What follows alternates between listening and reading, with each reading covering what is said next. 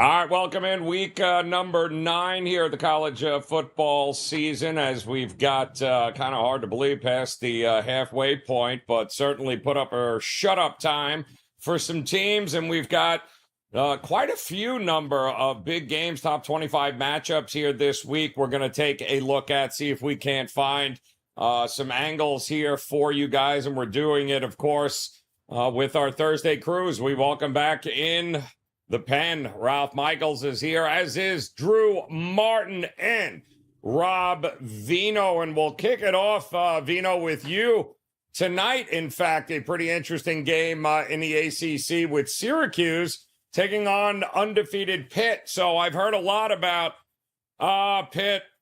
They shouldn't be 6-0. They're lucky. They've won, 3 games by 4 points or less, and yada, yada, yada. Well, listen, win's a win. They are at home. Do we trust Syracuse to go on the road and win this game outright here? Or do you think Narduzzi will have Pitt ready to continue to win football games? Now? I think it. Oh, there you go. Much better, Rob. There you go. All right. There you go. I think I'd probably favor the Pitt side, Narduzzi, for a couple of reasons here. First off, Pittsburgh's going to go ultra fast offensively. We know that. The new system installed. They're 4th in FBS, 21.4 seconds per snap. They're going to go. You combine that with the fact that not only do they go fast, but they gain yards when they go fast. 6.3 per play is 22nd in the country. So it's not one of those teams that rushes up to the line and goes nowhere. They're going somewhere when they get there, and it probably works in their favor against this particular defense, Syracuse, which ranks 106th in yards per play allowed. Not real good out of Syracuse. They're in their 3rd straight road game, and that number, 106 ranked yards per play defense, got even worse their last couple of games. Gave up over 7 yards a play to UNLV. Gave up, 9.1 to NC State, of all people, in their last game. And I think the NC State results are applicable here because Wolfpack's become pretty pass happy. 3 straight games now for NC State with over 300 yards throwing the football, with CJ Bailey now running the show there. They threw for 329 against this Syracuse defense, but better than that, 13.7 per attempt. Just drop back and chuck the ball, 13.7 on average. Kind of crazy. It puts Syracuse in a bind here against this pass offense, which is the strength of Pittsburgh for sure. I would say Eli Holstein, probably one of the most under the radar quarterbacks in the nation. Guy's extremely good. He can run it as well. And the Pitt offense runs it pretty good as well, almost 6 a carry. So they got a lot of things you have to defend here, Joe. Syracuse can't stop the pass. They didn't stop anything against UNLV a couple of weeks when we saw them pull that game out. Pittsburgh's defense is probably better qualified because if they do anything right, they stop the run. They'll make Syracuse one-dimensional. So I think in those regards, I would probably favor the Pitt side, but I don't know that you can overlook the total here either. Last week, we had the Miami-NC State game on this show, and it just seemed like at 59.5, that was a gift playing over, and that thing went sailing over.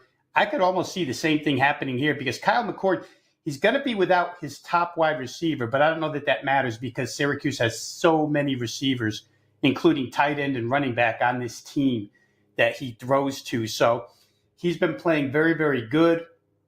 Even if they become one-dimensional, they probably get their share of points. I think I would look at this as a bounce-back game for both offenses. Pitt struggled last week against Cal, which is a much better defense than Syracuse. Syracuse, a little subpar, 24 points against NC State. I could almost look at this 2 ways, Joe. The home team, Pitt, minus the points and the total over 62.5. I see some climb in that number 2 as we speak, up to 63 in some places. Yeah, it's kind of hard to believe you got Narduzzi, right? All of a sudden, kind of let the offense become the staple of this team as opposed to his defense, which is what it's been. They're throwing for 300 yards a game. Syracuse throwing for 355. How in the hell does this game stay under Ruff? I'm just curious. Yeah, well, you're asking the wrong guy to explain how it stays under, Joe, because I don't talk in those terms very often, so I'm with you. No way. 355, 47 pass attempts per game is what Syracuse is averaging. Could be in for a whole lot of points in this game tonight between Pittsburgh and Syracuse. Undefeated Pittsburgh, which nobody wants to seem to give any credit to at all. But the good news is we got a couple of other pretty big games coming up this week that we're going to go over. And if you're joining us live here today on the College Football Kickoff Show, don't forget, hit that subscribe button, become part of the WagerTalk TV family. A thumbs up would be appreciated.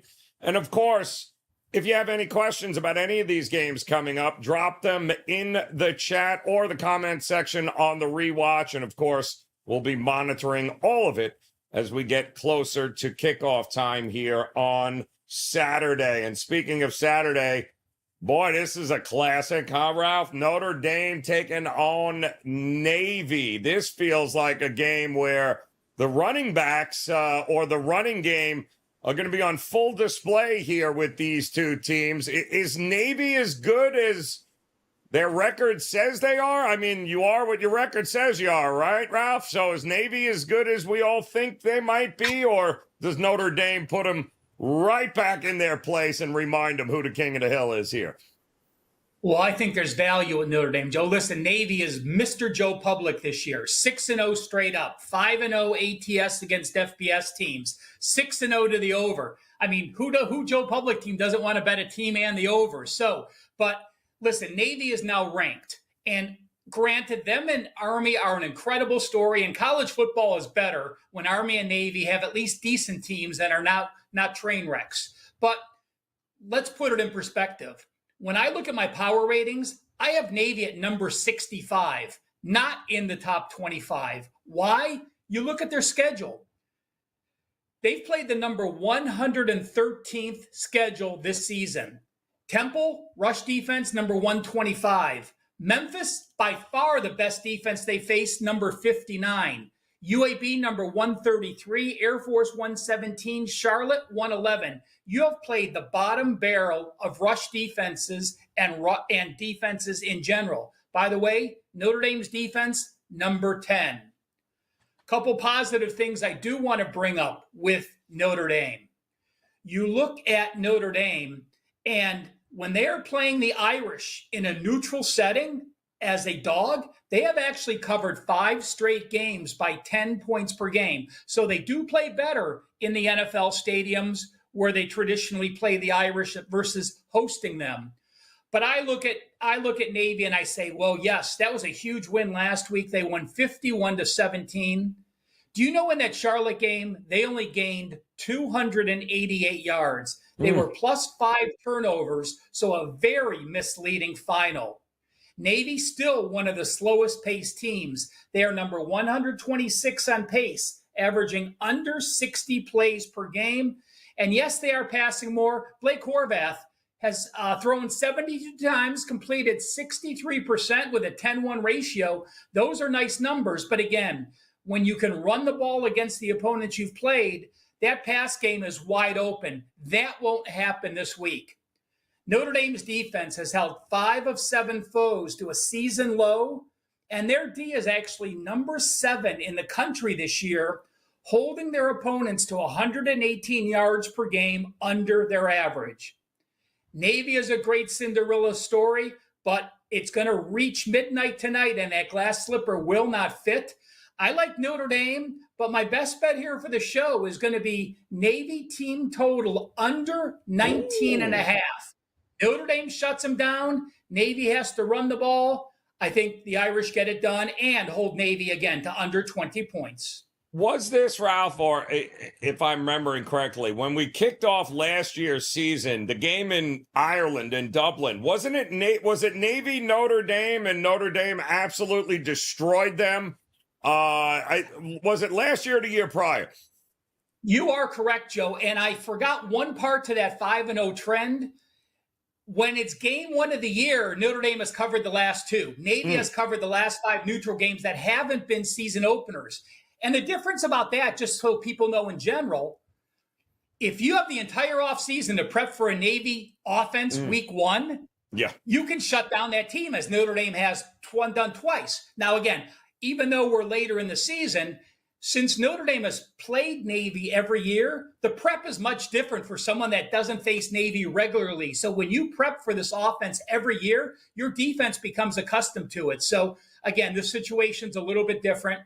Irish and Navy under team total. All right. Not a big believer in Navy this week. Ralph taking on Notre Dame. And, well, who can blame him? Notre Dame's defense, that's big boy football right there. But we do have another ACC battle here, Drew, which I think I can't wait to see this game because our boy Gus Malzahn hasn't exactly been lighting it up. It started really well, and then it's been a rough last month for UCF here. Now they got to take on another one of the public's favorite teams here, BYU, who somehow beat Oklahoma State last. I'm still trying to figure out how the hell that happened. But now they got to come to Orlando to take on UCF, who I guess could have used the time off here. Does it help with KJ Jefferson? Does it not? Can BYU just keep it rolling here, Drew? Or do you think Gus will have his boys ready to roll? I mean, it is a fascinating handicap, Joe. I think a lot can happen in this game. I mean, first off, in the Big 12 Conference, this is the longest traveled road trip from Provo to Orlando. Also, huge discrepancy in terms of elevation. Keep in mind, Provo's the second highest elevated, and obviously Orlando. If you haven't been to the Sunshine State, there is pretty much no elevation from Orlando south.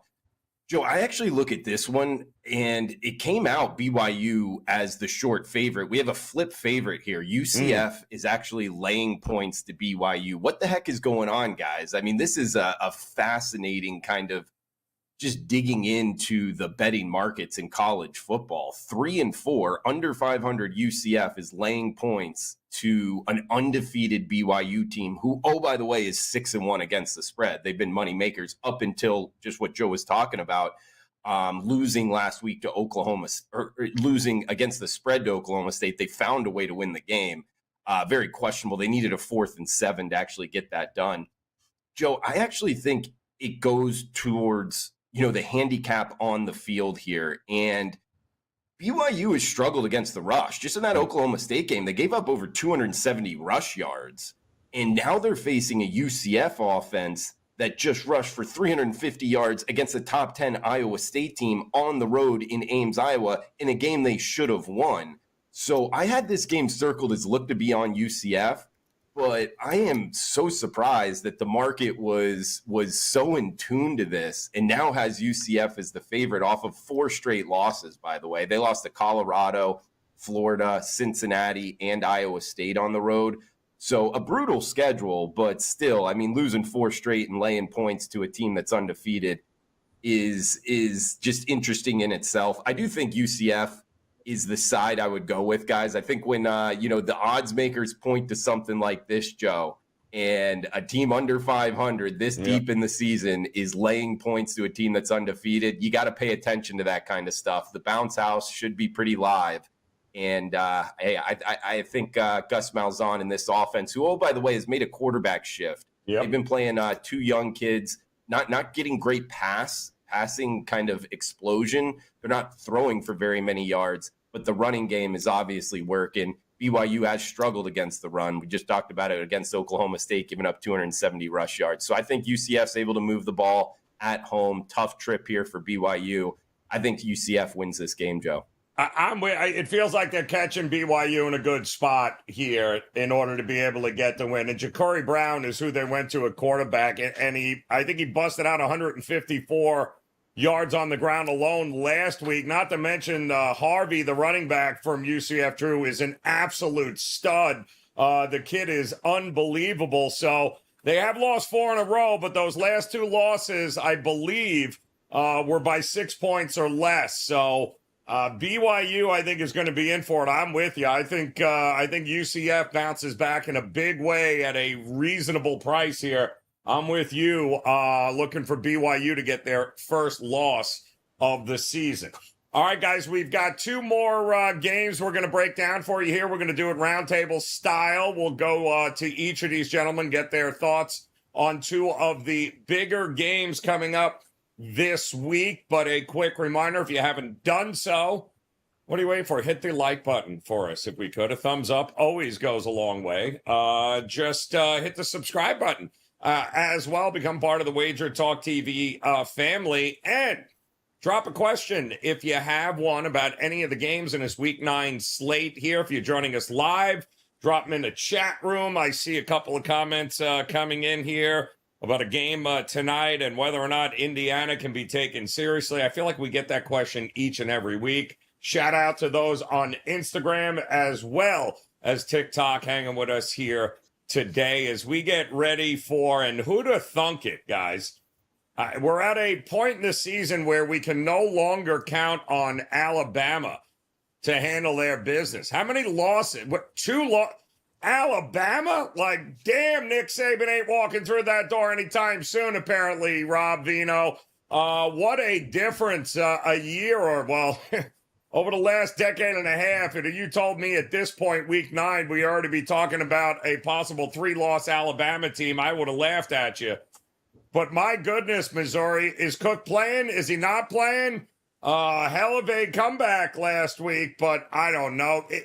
Do I trust either of these two teams? Veno, where do you look at this game? Yeah, I mean, the Brady Cook status is the one that matters, Drew. I know Noel, the running back, also a little bit questionable, but Marcus Carroll is just fine at running back. So it all depends on whether or not we see Brady Cook or Drew Pine. A line is obviously shot all the way to 17 here. I think a couple of things. To your point about not being able to be trusted, we can't trust the Alabama defense if, in fact, Cook plays. But you could probably counter that by saying, can you trust the Missouri defense either? What was supposed to be a strength of this team so far this season in 3 games against, pretty good foes, the defense really wasn't there. The BC game, they allowed Boston College to control a majority of that game. Vanderbilt, who we've seen wreck Alabama, also wrecked Missouri. And then A&M was the complete destruction. And that's the one I kind of point to here. I just wonder if Alabama in the trenches doesn't come out and just run over Missouri in this particular game. We'll see. They don't have much in the way of passing options, Alabama. I mean, it seems like if Milroe isn't throwing to Ryan Williams, he's not throwing at all. Maybe they can come out and run the football here. Still, to me, 17 is a large number, Joe. I'm not going to put it past Eli Drinkwitz and company to come in here with a game plan good enough to stay within that type of number, even if Cook doesn't play. I'm not rushing to the window to bet it. This total has sunk by a full touchdown almost, all the way from 57 to 51. It's hard to see it exceeding that if, in fact, Pine is your quarterback. So, I mean, there's plenty of teams in the country where the starting quarterback does make this much of a difference. But in this type of game, with Alabama already having 2 losses this month, it's hard to see Missouri getting there without Cook at quarterback. But I just can't lay 17 with the Alabama defense right now. That's a huge number here, Ralph. I mean, are we going crazy thinking that this is, if it's vintage Bama, maybe, but without the status of Cook, let's say he doesn't go. Is this a coverable number? Where do you think it goes from here? Well, I wanted to point out, Joe, that when Willis Reed came back injured for the Knicks in the 1970 finals, they covered the next game. So that means Missouri must, Brady Cook is not quite Willis Reed, but, leaving to go to the hospital to get an MRI and coming back from the first to fourth quarter, I don't know if I've ever heard that before. I've heard people go to the locker room, but actually not leave and go to the hospital. It's simple for me. If Brady Cook is playing and healthy, I would be on Missouri. But since I don't, it's a game I'm not going to play. I do have a couple situations I want to go over for you guys. One favors Alabama, one favors Missouri. When you have 2 ranked teams in the regular season and a team is a home favorite of -3 or higher with a total of 45 or more, they've gone 59%, and that's with over 300 games of sample size. So that is just 2 ranked teams, home favorite 3 or more, total of 45 or more. But if you have a team that was ranked, is off a loss, and it was their second loss of the season from game 6 and later like Bama, and they're a favorite of 3 or more, those teams have only gone 34.1%. The reason I can't I can't lay over 2 touchdowns with a defense like Alabama. You mentioned the losses to Vanderbilt and Tennessee. They probably should have lost to Georgia, and they probably should have lost to South Carolina. They potentially could have 4 straight losses. But in those last 3 games against Vanderbilt, South Carolina, and Tennessee, they were a combined favorite of 46.5 points. What did they do? They went 0-3 ATS, and despite being a favorite of 46.5 points, they got outgained in all 3 games. If Cook's healthy, call me Missouri. If not, I'll watch and enjoy. It's and I believe both these teams, Drew, I think, or at least Alabama should have, I think, a bye coming up. I think LSU coming up after that for them. But man, they got to, this seems like it's turned hard left rather quickly. And Ralph brings up a good point for Bama. Man, they're lucky to have 2 losses when you think about it at this point. This could be a much worse situation right now, but if the playoffs are going to be in the future, isn't this kind of must win for Bama here, Drew? It absolutely is, Joe. But I mean, you also think about it, it will be interesting to see, let's just say Alabama does turn it around. No team gets more of the benefit of the doubt than the Alabama Crimson Tide if they're on the bubble. So, like, if they were able to rattle off wins and then, they're on the bubble of the playoffs, they're getting in. Although it is an interesting concept to talk about in terms of, will they get that favorable treatment without Nick Saban? It might change things. That's kind of like a good talking point for college football. Another one is, man, how great is it to watch Alabama lose some football games? I've been waiting for this. I got that sick college football mind where I almost get more pleasure after watching Alabama lose than I do Auburn win. That's kind of the joys this sport brings.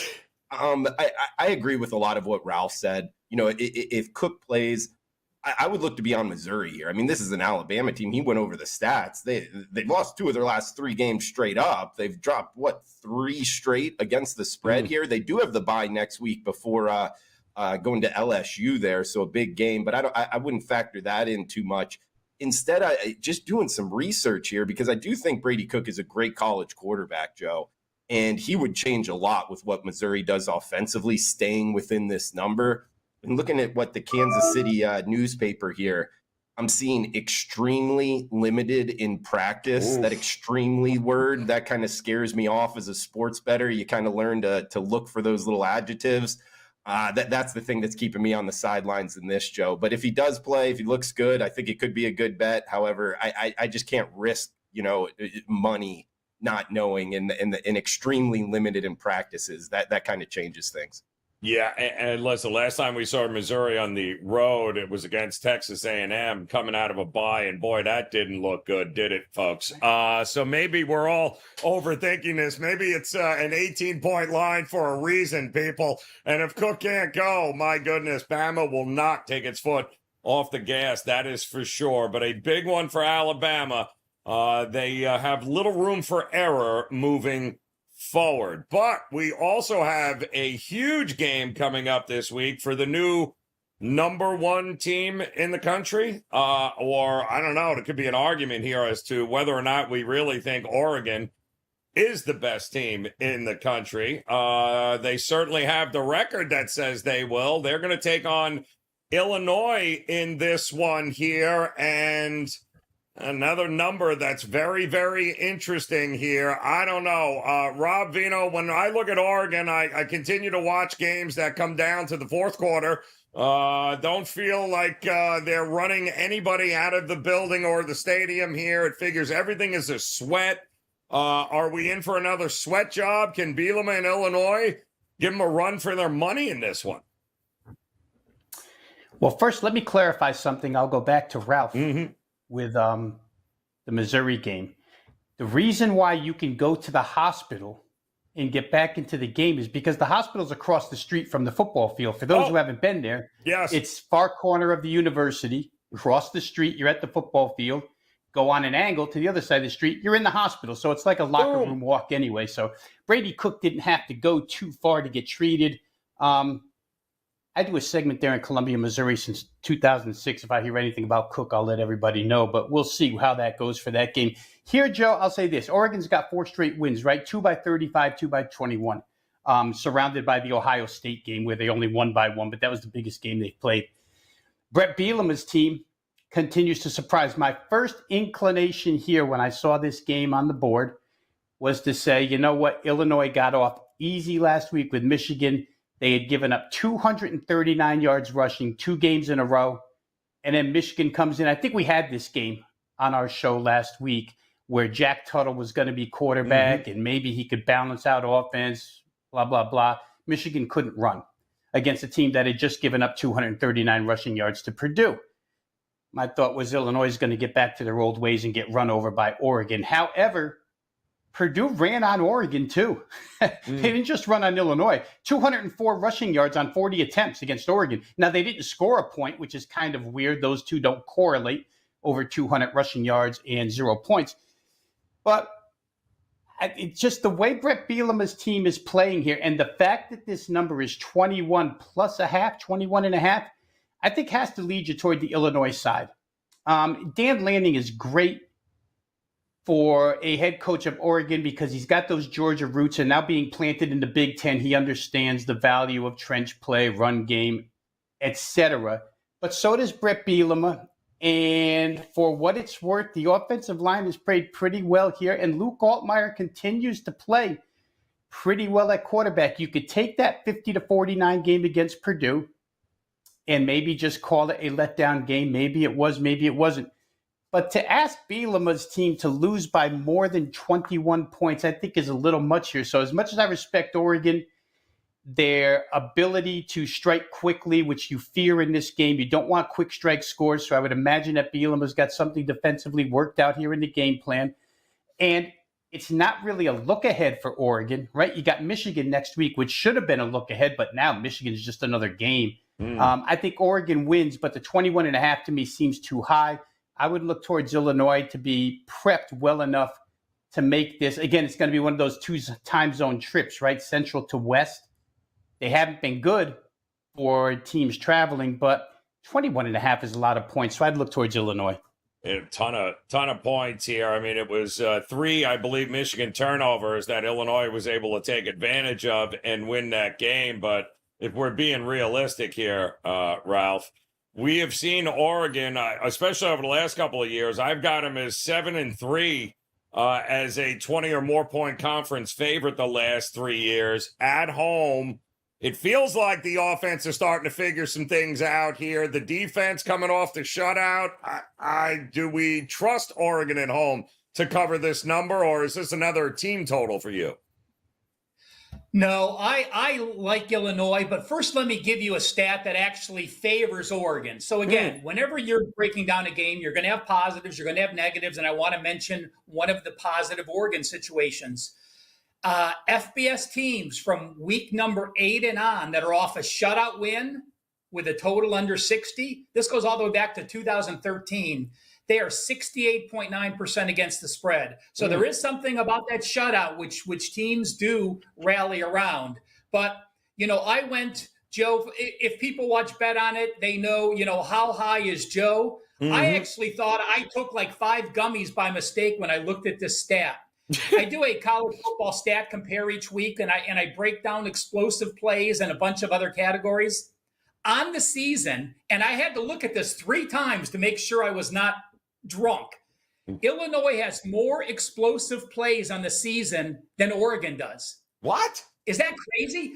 I consider explosive plays 20 yards or more. And yes, Illinois has more offensive plays of 20-plus yards than Oregon. They only have 1 more, but again, they have 35 offensive plays. Oregon has 34. That was a shocker to me. When I look at Oregon, yes, they played a very tough schedule, the number 13th schedule, and they're number 10 in yards per game diff. So the stats do line up with how good the team is.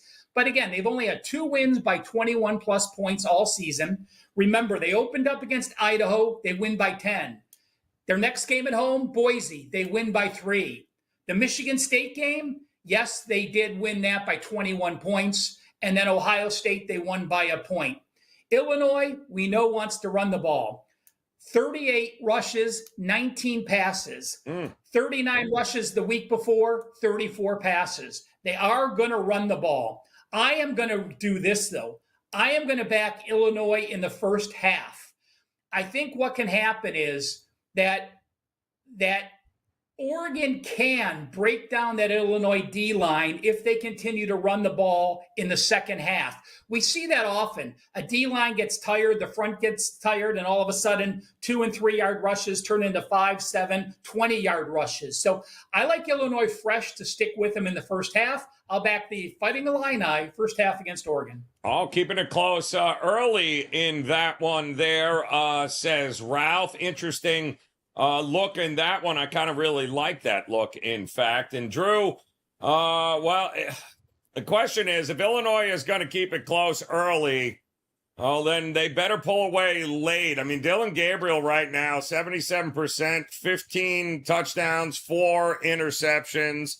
It's the defense of Oregon, I think, is finally started to figure some things out here. I guess the question is, Illinois' defense going to have to stop the pass in a big way if they're going to have an opportunity to win this. How much faith do we have in Illinois, or is it total the way to look in this game? You know, Joe, Ralph and Rob sounds like going on the dog side here with Illinois. I kind of like the favorite. I'll go out on an island a little bit. I like this Duck squad being at home. I like that stat that Ralph led off with in terms of coming off of a shutout. I think there's actually something to that in the fundamentals of football. You know, the motivation on the defensive side. I actually think this Oregon defense will play well against Illinois, and then it's kind of like keep them out of the end zone. You know, how many quarters can we rack up type deal. Look, you mentioned Dylan Gabriel, 15-4 touchdown to interception ratio. You know, the completion percentage is up there. Illinois has been surprising, no doubt about it. You got to give them credit, Brett Bielema, what they're doing there in Champaign. But you look at the schedule comparison here, Joe, and when you go down with who's Illinois has played, I don't know. There's not a whole lot of meat on the bone. I mean, Michigan's had their problems. They went to the wire against Purdue. You know, that game went to overtime. They only won by 1 point, and that's the same. That was at home in Champaign. Flip the script. Oregon went on the road, even with the time travel in the Big Ten, and went and covered that number against Purdue, beating them 35-0. So A plus B doesn't always equal C, especially in this sport of college football. But in a comparison on the field against Purdue, there was a big difference there. Other than that, I mean, man, I just think Oregon has the more explosive offense. I think they actually have the better defense. And when you look at who Oregon has struggled with, first of all, it was more in the beginning of the season. A lot changes throughout the season in college football. That is a pretty good Boise State team, by the way. And then they beat Ohio State straight up. And then, coming off the win and cover by margin against Purdue, I think Oregon keeps this rolling, guys. They're at home. I think they look to cover the number, have the explosive offense in front of the home fans. I would look to lay it here, guys. Minus 21 in the hook looks to be the low water mark. Give me the Ducks, Joe. Yeah, it's kind of hard to argue. I mean, listen, I'll say this. You're not going to be able to throw for 80 yards and beat Oregon, which is what they threw against Michigan and were able to beat it. That's because Michigan can't throw the damn ball. So Oregon can. We're talking about one of the best passing offenses in the country here. I don't know if Illinois, if they fall that far behind, Drew, to your point, is going to be able to just sling it all over the place and try to go point for point with them. So, and wasn't everyone last week, weren't we all convinced that that it was a flat spot for Oregon, right? Coming off of the Ohio State game, Drew? Like, weren't they supposed to? Yeah. And then they pitched a shutout 35-0. So it's kind of hard to figure out which Brett Bielema team shows up here against this Oregon team at home. But hey, they are the number one team in the country, and maybe they'll be a week late on the letdown. Time will tell there. Don't forget, guys, make sure you hit that like button, hit the subscribe button if you're joining us here on WagerTalk TV. Of course, if you have any questions about the games coming up in this week 9, drop them in the comments section. We'll be keeping an eye on and answering all those questions and comments, of course, right up to kickoff on Saturday. We got a couple coming in here. And one of the big questions that we had this week, and we talked about this game last week, Rob, with Indiana taking on Indiana was taking on Nebraska at home. And there was not a lot of people very comfortable with laying about a touchdown with Indiana. It turns out that was about as rocking chair as you can get. However, they lost Rourke, it looks like, with the thumb injury. So can they keep going? Washington coming off the bye now, going to Indiana.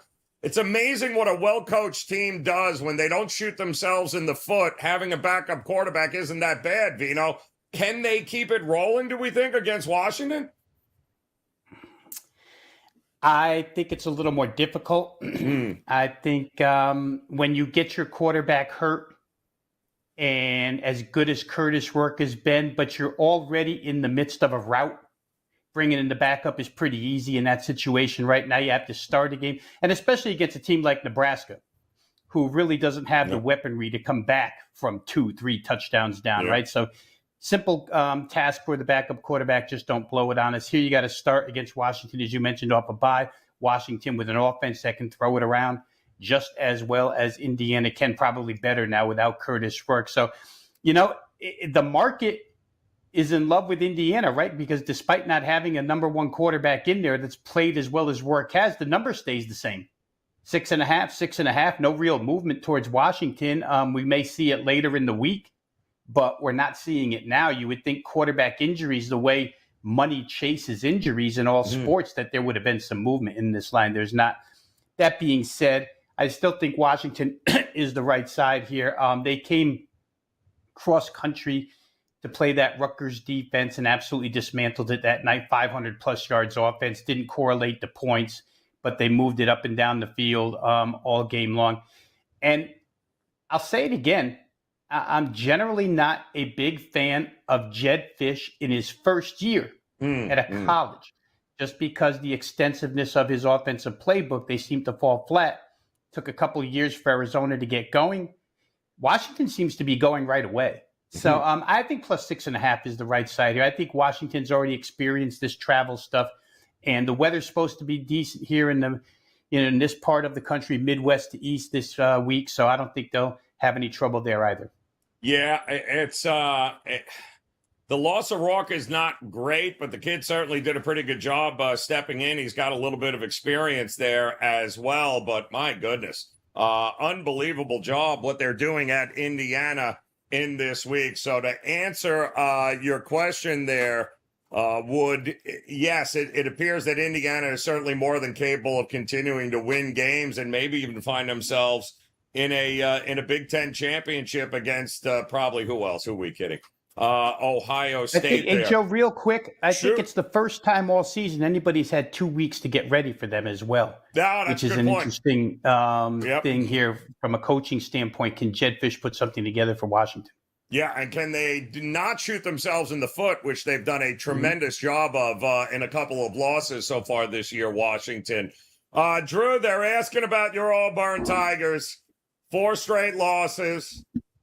14, 21, 13, 17 points scored. The offense, we're still scratching ahead. 3rd straight road game, I guess now against what? Kentucky? Who, I don't know. Is this just a dead under, or should we not overthink this here, or what? I mean, Joe, if Auburn doesn't turn the ball over, they might actually be a decent team. I mean, this is getting ridiculous. They're in the games, and when you watch them, the talent disparity, if anything, sometimes they're the more talented teams, even going up against some of these SEC teams. Watching that game against Missouri, it's not like I think Missouri was the more talented, better coached team other than turnovers. And that's been really the story here. And Kentucky's an interesting handicap themselves, Joe. I mean, coming out, that defense looking really strong, and then going into the swamp and really getting blown out against the Florida Gators. I mean, where did this Gators offense come from? Well, does that mean there's questions on the Kentucky defensive side? Overall, Joe, this is a heck of a handicap itself. I think Kentucky's going to struggle offensively. And if Auburn can't put it together, I think this is a good underlook. And, man, I know it sounds biased, but at some point, Auburn's, I believe, going to stop turning it over. So I would look towards the Tigers, but it's not. I'm not going to be putting my money on it, Joe. I've lost too much money betting on Auburn turning this ball over. You you learn to tap out sometimes in this industry, Joe, and I've tapped out on Auburn, man. I really am. I mean, they can't get to over 20 points, and we've already seen Kentucky have issues getting the score too. So it just feels like a dead under there. And Ralph, what does the database tell us? Because there are some people asking about I wouldn't want to be playing Texas this week after they just got boat raced by Georgia. Now they got to take on Vandy, who does it make any sense to bet against good old Vandy here, who I think they're 4-0 against the number 3-1 straight up as a dog this year. Boy, oh boy. I mean, it just feels like Vandy is not a team I want to be giving this many points to, but coming off of that big loss last week, is Texas the right look at here in this spot? Joe, I am typing as we speak. I do want to mention one thing about Drew's Auburn Tigers. You want to talk about the biggest statistical anomaly in college football? Ooh. Auburn has played the number 29 schedule, and they are actually number 12 in the country at plus 1.97 yards per play. That's amazing. And Kentucky in conference play, they're number 121 at minus 1.68 yards per play. But Auburn had those same statistical edges versus Missouri, and they didn't win. The database tells us this. Since 1994, teams off an AP number one loss are 44.4%, but they have gone 1, 2, 3, 4, 5. They have gone 6-2 against the spread since 1999. Wow. So all the way back to 1994, that's a team that is AP number one in the regular season and off a loss. So again, a small sample size. We really can't base it on that. I look at Texas, and I think, well, I had them as my number one power rated team before the Georgia game. But there is something to be said about, if you're Ohio State, if you're Alabama, if you're Georgia, you're used to having the bullseye on your back and handling those teams. Texas was in a brand new situation, having that pressure against a desperate Georgia team. And we saw those kids know how to react under the pressure. Now they really don't have the pressure. So, Vanderbilt's another great story that I am just so excited about them. But to me, Texas is still too strong statistically. In conference play, Texas has played a slightly tougher schedule than Vanderbilt. They're number 7 at plus 2.15 yards per play. Vanderbilt is number 99 at minus 1.02 yards per play. I do think Texas pulls away in this one. By no means is it a best bet. It's just a slight opinion. If someone's asking me that am forced to make a side. Remember this, Vanderbilt is plus 6 turnovers, and they've had some very, very positive turnovers. If they don't get gifted those turnovers, they win one or two they probably don't win either of those games. Yep, that's a good point for sure here. But Texas certainly licking their wounds after a disappointing, what they have in the first half, like 38 yards or something. It was the most was that it, Veno? I think it was 38 yards they had in the first half. Like, what in the hell? Where's that been, Georgia? Where's that defense been? But my goodness here.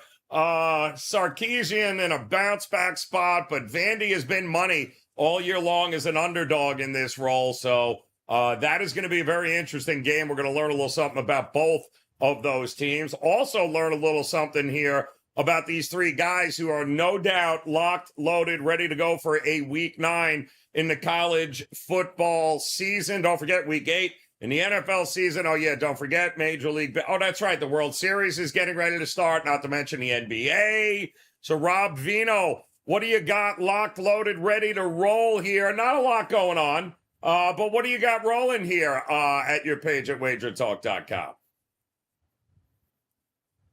Uh-oh, we're miming. Got to keep that lawnmower guy out of here. There you go. The college football Thursday night is up and loaded right now. What else is coming is NBA. A couple winners last night, taking it slow into the start of this NBA as far as percentage bankroll is concerned, but a couple of spots that we saw last night and one again tonight. And also my World Series play will be up. I'm going to have a series play here on this. It's been 43 years since we saw Dodgers Yankees, and I'm sure TV loves having both coasts again. So we'll have World Series up and available as well. So check it all out on my homepage right there on the screen. I love it. All right, WT.buzz/RV. Drew, how about, are you going to dabble in the World Series, man? Are you gonna dive in with Yankees, Dodgers, or are you gonna concentrate all on football here coming up over the next few weeks?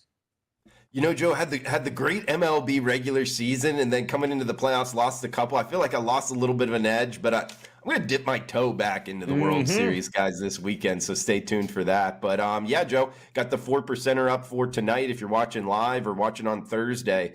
The college football midweek has been great, so kind of riding that, man. And in terms of these little angles you can find on certain teams, it's been a heck of a run. 8-1 here on the midweek games so far in college football.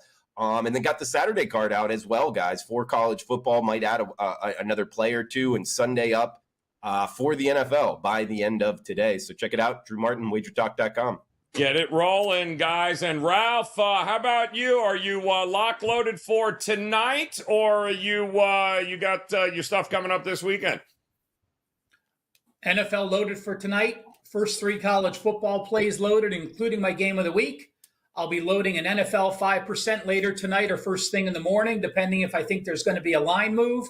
And again, there's no better special. You said, Joe, there is World Series, college football, NFL, NBA, NHL, and college basketball is just around the corner. Any capper, including myself, Rob, or Drew, $249 for a 30-day all-access for the most jam-packed month in football. Think about all the sports that take place this month. It's the only time it happens. $249, 30-day all-access, a great way to try your favorite capper. Yeah, no, really no better way, guys. Head over to WagerTalk.com. Ralph Michaels, Drew Martin, and Rob Veno. It is truly the most beautiful time of year. Don't forget, hit that like button. Become part of the Wager Talk TV family by hitting this subscribe button. And get ready. We'll be back again tomorrow with another edition of the College Football Kickoff Show. 5 more big games, top 25 matchups coming up this weekend. Wisconsin, Penn State is a bit interesting. How about the U? Can they get it going? Can the University of Miami continue their winning ways? We've got much more to get to, so make sure you make plans to join us tomorrow for another edition of the College Football Kickoff Show. In the meantime, though, you don't have to go very far if it's the big game previews you're looking for. There's no doubt one of them on your screen right now. So check that out. Enjoy the games here tonight, guys, and we'll see you again tomorrow here on the College Football Kickoff Show. Good luck.